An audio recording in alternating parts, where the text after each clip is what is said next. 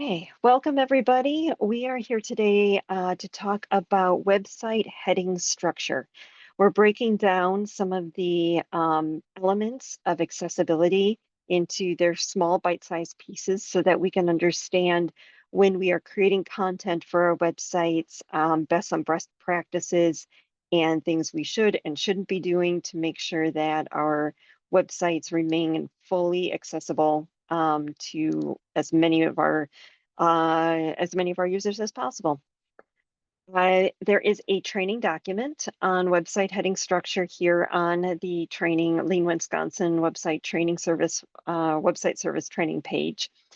And I am going to share a couple of YouTube videos today that I think do a good job of encapsulating and really summarizing the concepts today. What and what's a little ironic here is we're starting here with a table of contents that is actually exactly the structure that we're going to be talking about. We have we have our title, or our in this case, it's a heading 1, and then we have our heading 2s in the levels, and then our subpoints heading 3s. So what we're going to be covering today is heading structure and website and how it affects website navigation, specifically for how our website is organized and accessing on the internet. So like what it looks like to us when we're organizing a page, and then what it looks like on the internet. Heading structure and screen readers, how they interact with each other, and heading structure. Then we're going to get into the next two are like where you actually engage with heading structure on your website. The main and most, what I'm going to stress the most today is like within a WordPress website post. For the most part, your posts are going to be the simplest place that you engage with your website the most. And if you're using the most simple post setup, then you probably do not have to worry too much about heading structure, but there's a few points that we're going to review today. Um, if you really want to start customizing your website, then you're going to need to start getting into Divi and understanding how headings work in the Divi builder. So we'll take a little bit of a look at that today. And very, very briefly, we will talk about headings in a document. We talked about document accessibility last week and have done that a few times. This is only to re-emphasize that headings exist everywhere within accessibility, and to show and tell a little bit about where they are in Word and Google Docs. We are not going to go into depth on that. So let's get started with the heading structure and page navigation. So when I think about outlining and heading structure, I think about outlining form that I was taught as probably a elementary, early middle schooler, and then into high school. And I say, as I'm dating myself here, this is how I was taught to do it, with a Roman numeral 1, letter A, letter B, letter C for my subpoints, and then for the points underneath it, 1, 2, 3. This is how our teachers taught us, and I was handwriting all of this. I was also, though, the first person in my school to start typing up all of my notes. And then I carried that on into college, where I would handwrite in class and then I would go and retype. So some of you may be familiar with this. You may use some different bullet point structures, but the main idea here is that you're capturing a main topic, and then you have several key subtopics, and then you have your points underneath those, which is a really useful skill for writing anyway, but it is absolutely essential to how the internet works in presenting information. So if you think of the internet as a textbook, you're going to have a lot more luck with how you design your web pages for navigation. Um, so that whole structure as the backbone of the internet is how not just screen readers, but like Google and search engines will look on a page to find topics and to find how information is organized. And what they call them, instead of an outline form, is we call them headings. The most important thing to understand here is that if you have heading 1, and in HTML code, it's H1 on down to H6. So heading 1, heading 2, heading 3, heading 4, heading 5, heading 6, H1, H2, H3, H4. And if you look at the code behind a web page and you look at the headings, it will literally say H1 as for its heading. Every page needs to have one H1, and that is actually the title. So one of the things that we need to get away from is thinking that the title itself is its own format. It's not. The title of the page is H1. And under very, very, very rare circumstances, would you have multiple H1s on a page? Usually then everything is broken down under heading 2s. And then I've gotten down to heading 4. Rarely would I ever need to get down as far as heading 5 in my organization on a single web page, but it can happen. It's there and available, but usually heading 1, heading 2, and heading 3 are the extent. And we are going to discuss in just a second why you do not use headings as formatting, because you look here and you'll maybe recognize this from a WordPress post menu, and we'll see this in a minute, that heading 1 is a larger type than heading 6. And if you wanted in your, and it's a different font, or not a different font, but a different size than the paragraph, the standard paragraph generic text, I see a lot of people in the middle of their post wanting larger text, not just bold, not just italics, but actually like changing the font size. And they'll use an H1 or H2. And all that does is confuse the internet. It confuses the screen reader because it thinks the main topic is anything that is that large style, and it'll read it, and somebody listening to it is going to think that that's the main topic of your page, and it gets very confusing if you do that. So again, we'll talk about that. I'd like to take a second and look at a video that might explain this a little bit better. This is produced by individuals. This is an organization out of the UK that actually has individuals within the low vision community produce their own training videos. So this explains what HTML headings are, just as I just did. But let's watch this, just a little bit of this together. Why headings are important to screen reader users. Imagine if all web pages on the internet looked like this. It would make reading articles on the web very tedious. Instead, we use headings to provide structure and help us find our way around documents. In this video, I'll talk about why using correct HTML heading structure is so important to people who use screen readers and other accessible technologies. I'll also show you how a screen reader would use headings to navigate around a document, and what happens when a document doesn't have any headings. So what are HTML headings? HTML has 6 heading labels, each labelled H1 to H6, with H1 being the most important heading and H6 being the least important. The H1 heading is only ever used once per page and represents the main heading of the page. The remaining levels can be used as many times as needed, but must be in order. This is an example of how you would write a heading in your HTML code. If you're using a content management system such as WordPress, then it's easy to add headings to your documents. The title of my document is a level 1 heading, and WordPress assigns this automatically for me.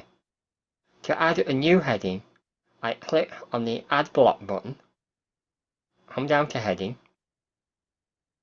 choose what level of heading I want, so in this case a H2, and now I can just type in my heading.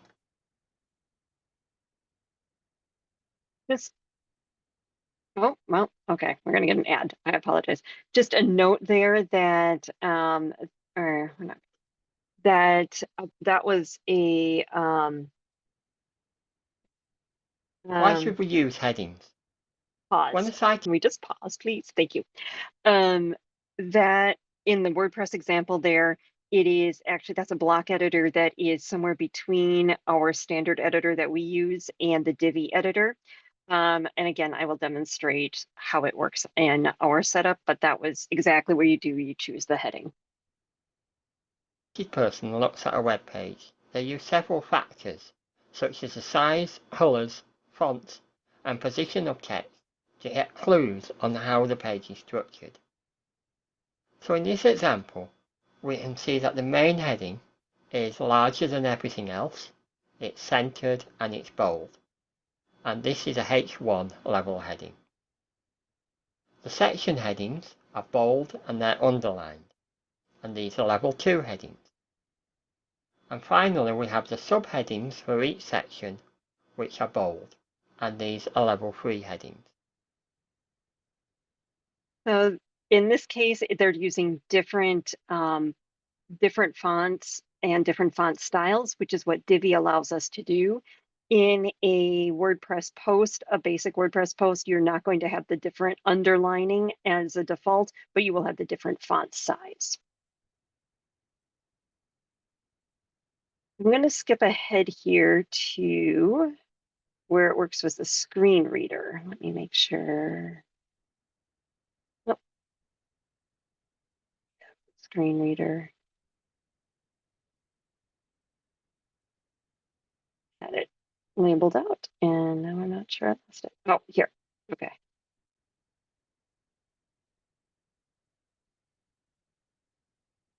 So I'm going to move into the web area. Item chooser menu. Web 13 items. Web content. You are currently on web content. To enter the web area, press Ctrl Option Shift down arrow. In web content, heading level 1, Main Coon. In heading level 1, Main Coon. So the screen reader has announced the title of the page, and it's already told me that I'm currently on a level 1 heading. So it'd be quite useful to know how many headings and links there are on this page. So I'm going to ask for a summary of the page. Main Coon with headings HTML page has 11 headings. And that tells me that this document has 11 headings. So I'm looking for information on health. So it would be useful to have a list of all of the headings. Headings menu. Most screen readers will allow people to do this. It will display a list of headings and links and form controls. So that way the user can use the arrow keys. Heading level 1, heading level 2, history. Heading level 1, Main Coon. To navigate the heading list. I just want to see the section headings. So I can press 2 on my keyboard. Level 2 headings menu. Just to see the section headings. And now I can use the arrow key to come down to health. Heading level 2, history. Heading level 2, description. Heading level 2, health. Heading level 2, health. You are currently on a heading level 2, inside web content. To exit this web area, press Ctrl Option Shift up arrow. Pet insurance data obtained from a study during years 2000. So from there, you see how when you're navigating, it's similar to how we would scan a web page, and our eyes then see the different font sizes and styles to help us understand the outline of the web page. Here, it's read out to you in a screen reader. And a screen reader will then announce H1, H2. You can get the list of headings, you can scan the page very quickly, and then jump and read the content. So it's really important for us when we present larger amounts of information to make sure that we've got those headings laid out. So if you have, maybe you have a section in your website on all the library services listed, each one of those, they can very quickly listen to that list of library services that somebody else can scan with their eyes and then be able to see, okay, get a library card. How do I do that? And they can jump immediately to that information. So that's what heading structure does for our web pages and our organization. This is a screenshot here from NVDA, newer. That was a slightly older video with a simpler screen reader. This is what an NVDA, which is the most common screen reader now. And if you wanted to have some more demonstration with how a screen reader works, I do have a under construction using an NVDA screen reader document that is getting put together. I'm using a lot of videos and training videos on this. These are made for people, a lot of these are made for people who are doing website accessibility and maybe are professional screen reader users, or also for individuals who are coming into being low blind or low vision or blind. They're needing to take up this technology as a new piece of so they're simpler entry level videos. So if you want to know more about using an NVDA screen reader, this is another document that is available on our training page. So let's talk about heading structures and how we engage them with our websites. And again, I'm going to start with our WordPress post. And if you are making a post on your web page, then this is probably the most that you're going to have to interact with headings.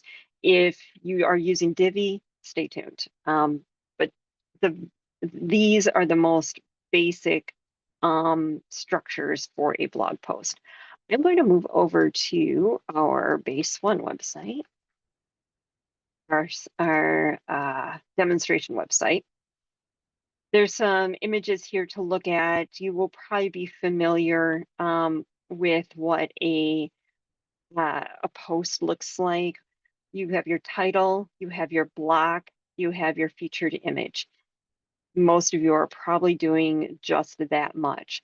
So let's come in here and look at where'd my accessible post go?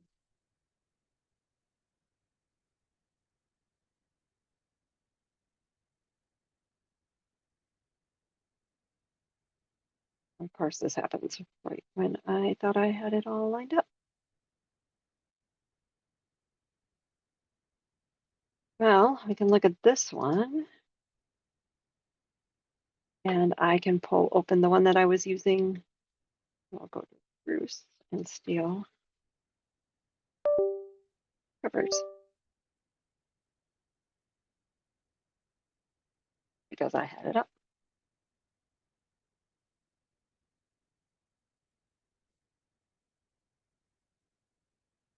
And my kind of day. Okay, so we have the August book club is discussing the book Horse, reading and discussing the book Horse. So the example we have here is you have a new post, and when you're creating a post, you put a title in. WordPress automatically assigns that as your H1. And as we talked about a minute ago, there should only be one H1 per document. That is, H1 could be considered your title. So very, very, very rarely are you ever going to have multiple H1s in a situation. This is your standard practice is you have one title, and that means you have one H1. This post doesn't have a large number of topics. It has the date, it has the activity, and it has a description of the book that they are discussing. There's no real need to have too much more navigation than that. It might be nice to have a couple headings in here, but because most of the information is up front, it doesn't need to have extra headings. So this post right here is good to go as it is, as long as, and in this case it does, the featured image does have an alt text associated with it. So the easiest way for you to know that your website stays accessible is that you are in here and you put in a title, you type in text, which is in paragraph. All of this is paragraph formatting, and you add a featured image that has alt text. And here's my featured image, and it did have alt text when I checked it last, but it needs to have alt text. The thing you do not want to do, and this is the internet crime, is where you would, if this web manager said, I want this, we will be discussing Horse by Geraldine Brooks. If you wanted that to pop out, if you come in here and select a heading 2 to make that big, now you have made that post inaccessible because it's no longer following a logical reading order. And it's not, when the screen reader goes for H2s, it's going to read that as a main heading. So in this case, we do not want it. In what cases might you actually want to have multiple headings in a post? I would say if you had something more intense, that's somewhere between creating a page and a post, and you're not comfortable making new pages on your website, and you aren't comfortable working in Divi, which is totally fine, you can still create a more lengthy, more complicated, more complex post. And for this one, in the example here, would be a My Summer Reading program as a post. Instead of creating a page for My Summer Reading program, I'm going to make a post. The title is still my H1, which is My Summer Reading program. And then I have some subsections, and these are my heading 2s. So this one is formatted as a heading 2. Now I just went from paragraph, format as heading 2. So My Summer Reading Challenge, My Summer Reading Events, and more summer reading information. So if somebody came, and I'm going to view this post, if somebody came to this page and was using even a screen reader, but also just scanning the document with your eyes, you see the title up here, we have our featured image, but then the main heading points pop out at us. So you could very quickly see summer reading challenges, events, or more information. And if I was looking just for the events, I just wanted to know when things were happening, I could skip over reading the summer reading challenges bit, and I would be able to hone in on the events piece. If I were using a screen reader, that would pop up in the box, and I would have just the challenges, events, and more information in there, and I could scroll down and listen to just have it read just the events. So that's the main takeaway for posts, is for a short post, simply use the paragraph form. If you really needed something to jump out, if you needed something formatted a little differently, there is still always the option to click the bold or the italics formatting. This one does not affect any of the navigation. All it does is change the visual appearance to it.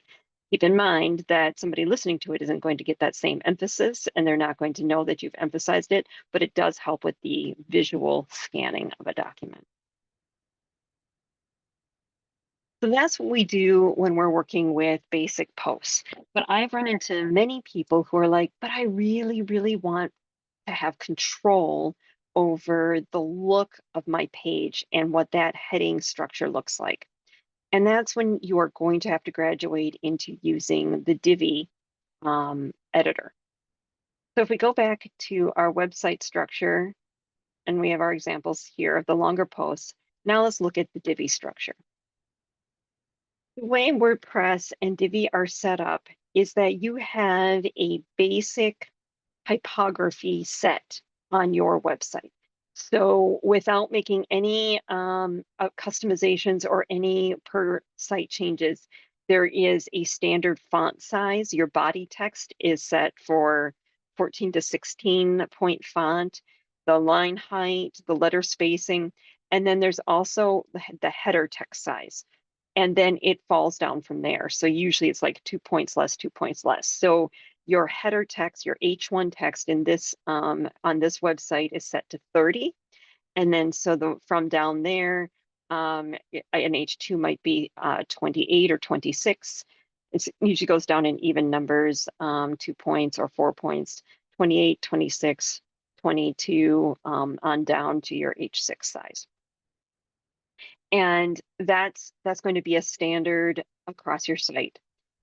You can come in and change the typography in the theme builder or theme customizer. However, just note that it doesn't cleanly change everything on your site automatically. It's a little fussy, and Divi 5 is supposed to be fixing that. There's not really a way to just like globally change your font and heading size across your website at this point. So you can make changes and you might see it affect new pages or the home page, but it's not going to affect your entire website. So I tend to leave this alone unless you're where we are rebuilding a page when we can set this up. So again, it's not a one and done set. Email us if you need that. But if you are working on an individual page and you want to customize just a few things, you do have control over that in Divi. There are, for Divi modules, specifically Divi modules that have heading text or text of any kind, you do have control over that heading size option. This is a screenshot of a toggle settings. If you are familiar with the Divi editor, you recognize this as the toggle settings menu item. You've added your content under the content tab. When you click on the design tab, there is a title text option. You would click on that, and that's where you can change the different sizes of the different fonts for the different headings in there. So let me demonstrate. Let me go back to a page. Let me see. I'm gonna just pick our about page and see what's even on here.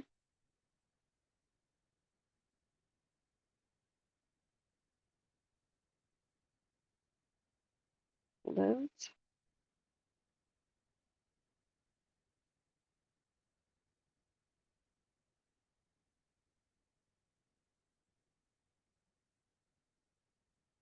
Come on, Debbie, you haven't been this slow for a while.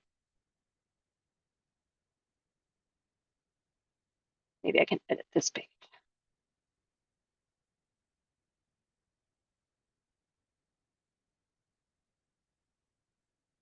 Okay, I'll try editing this page and see if this is a little faster.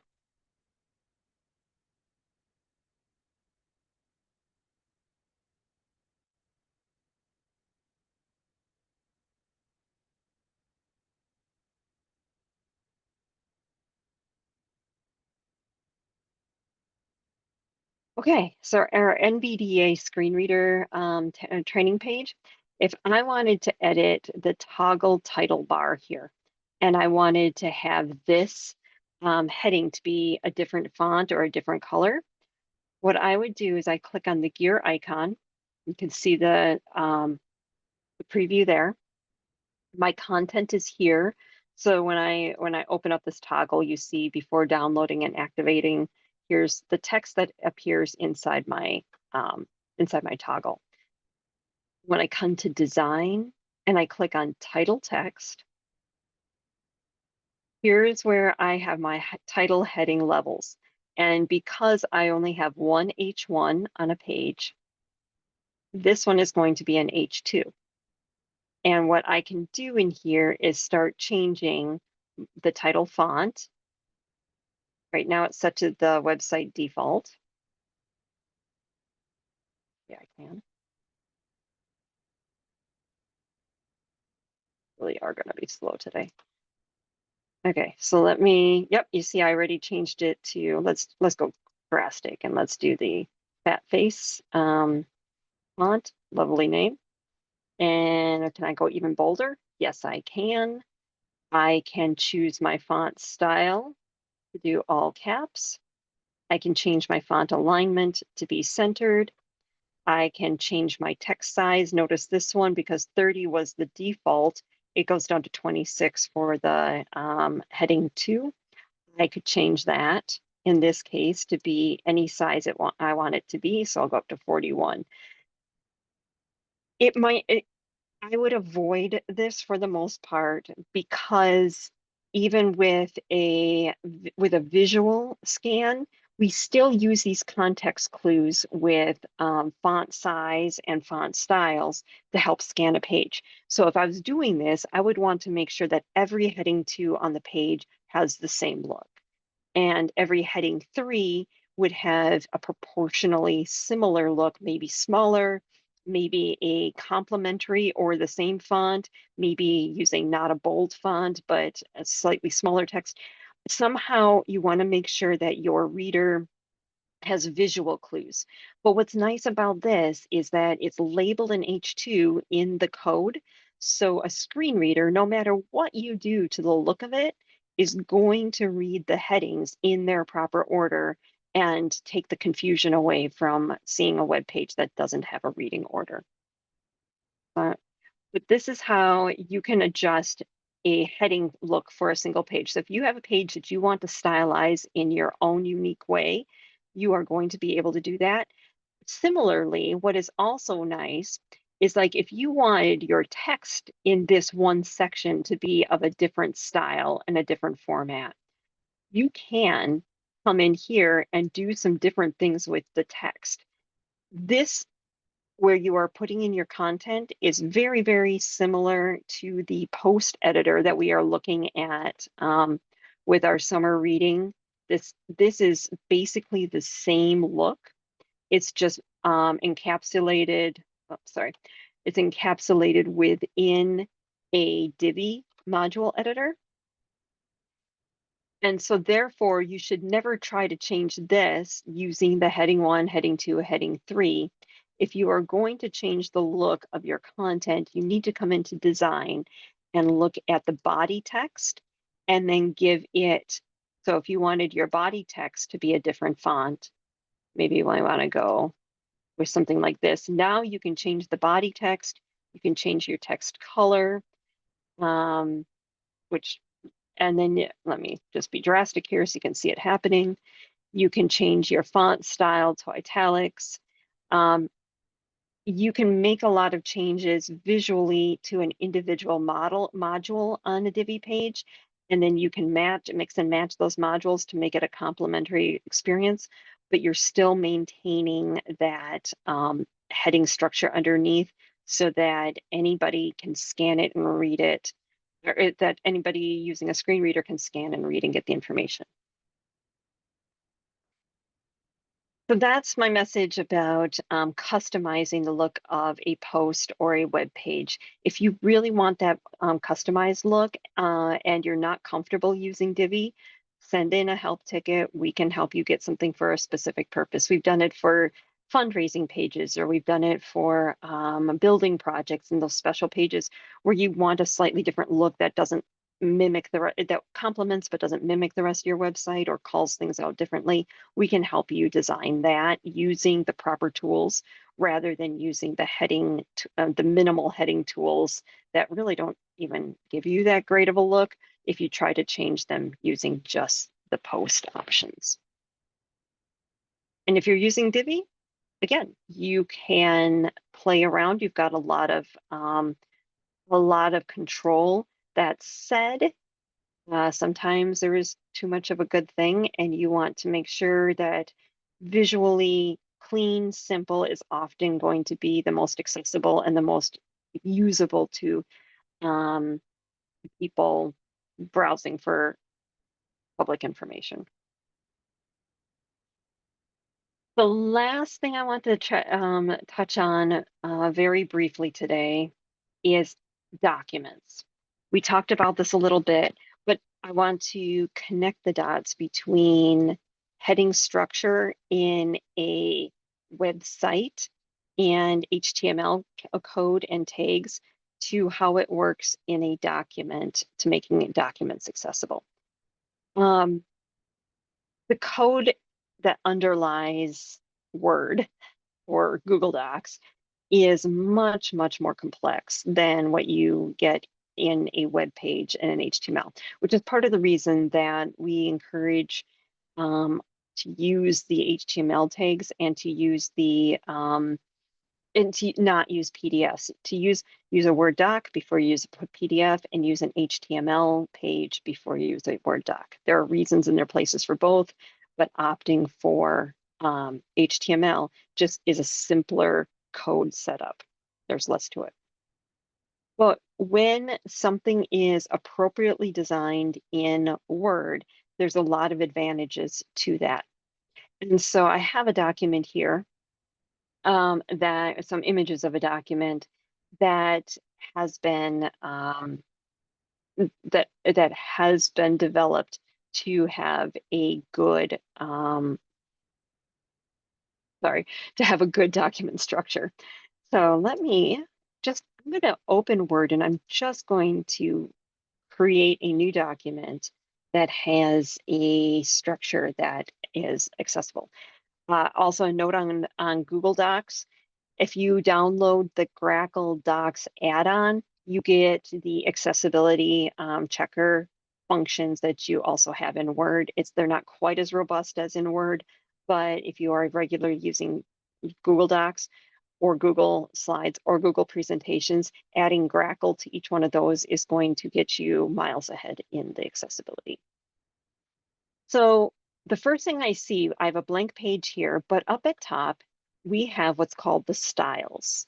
And this styles menu is where you start creating those H1, H2, H3. We will go into this in much more depth when we do some document training. But one thing I'm going to warn you off is that there is a title option in here, a title style that is purely a visual style. It is not an accessibility style. You still want to start all of your documents with a H1. So this is my title. And this is how you would do it in a doc. You would style it with an H1, and we're going to get into customizing later. And then this is my first point, and I'm going to style that as an H2. And notice how it is formatting it as a slightly smaller size. This is a sub point of my first point, and that's an H3. Well, I don't like the styling, the visual styling on this setup. We will customize that later. This is my paragraph text. And then that's called normal in here. The main thing to take away from this is that when I come in and I do, review, view, and then navigation pane, when I check the box for the navigation pane, now I have a navigation tool here. So my title is my H1, my first point, and then my sub point. And if I wanted to add another H2, this is my second point. And I come back and I format that as an H2. Now it falls underneath, and I start to have my document structure fall out. This is how a screen reader would navigate a Word document, the same way it navigates a web page. And this is also really handy for somebody who is maybe, whether it's a screen reader or not, they can move around your document simply by clicking on those different navigation tools. Very similar to the table of contents that I've added to the training page, where if I go back home, have this table of contents, which if you're familiar with Word docs, you can also add it.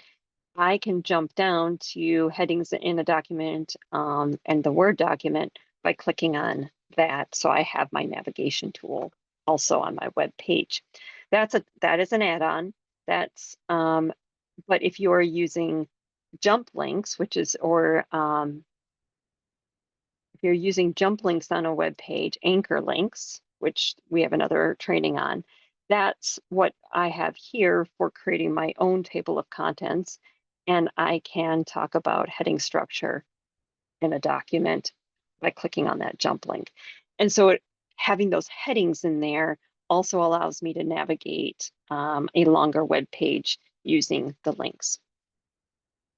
So that's my very basic 101 presentation on headings and heading structures on web pages, and to some degree how that carries over to documents, and how when you are creating a post or a Divi page, you should be interacting with those styles.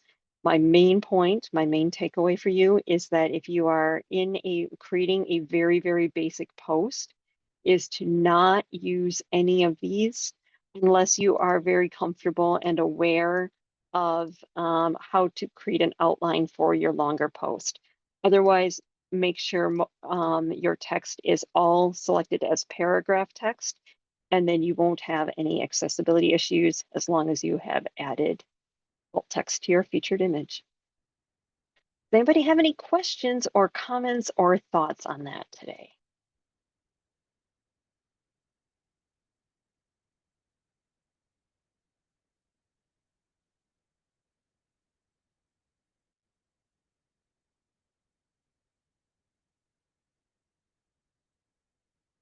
Great. Well, as long as everybody can understand using or doing this on a basic post, if that's what you're doing on your website, you are not going to break things as long as you do use just paragraph text.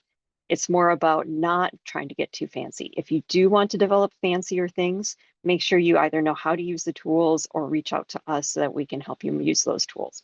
We will be going a lot more in depth with creating Word and Word templates and Google Docs. That was just a very brief overview that the styles do exist, and they are a great tool for navigation.